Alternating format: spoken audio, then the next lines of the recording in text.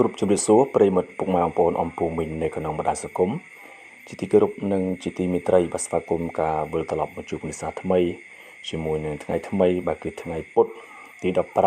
15ខែ10ឆ្នាំ2025ចឹងសម្រាប់ពុកម៉ែបងប្អូនអមពូមីងដែលគាត់ចង់បានលេខបុកបាទលេងតែមួយប៉ុស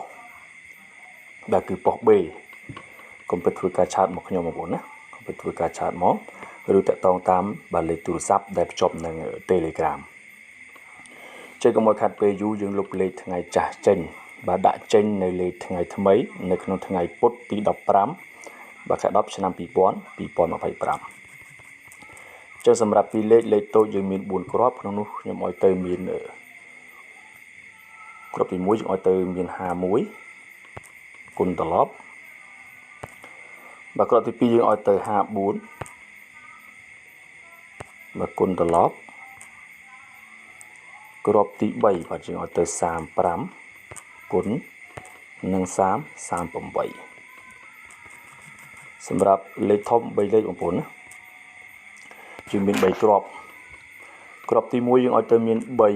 389គុណត្រឡប់គ្រាប់ទី2យើងមាន533គុណត្រឡប់និង538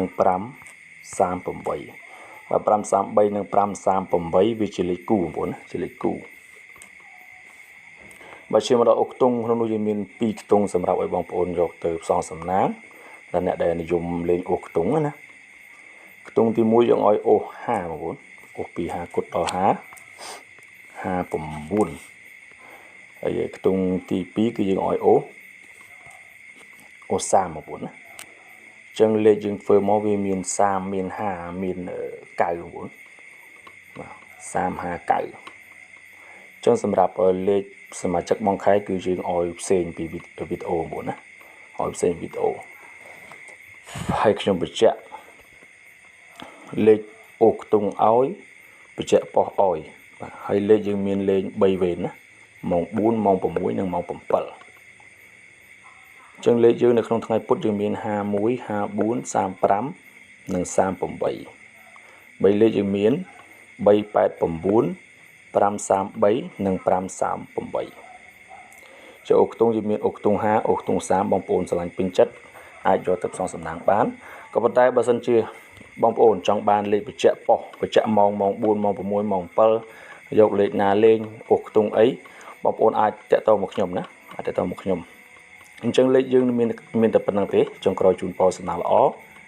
ហេងទាំងអស់គ្នាខណៈនេះខ្ញុំបាទសូមអរគុណសូមជម្រាបលា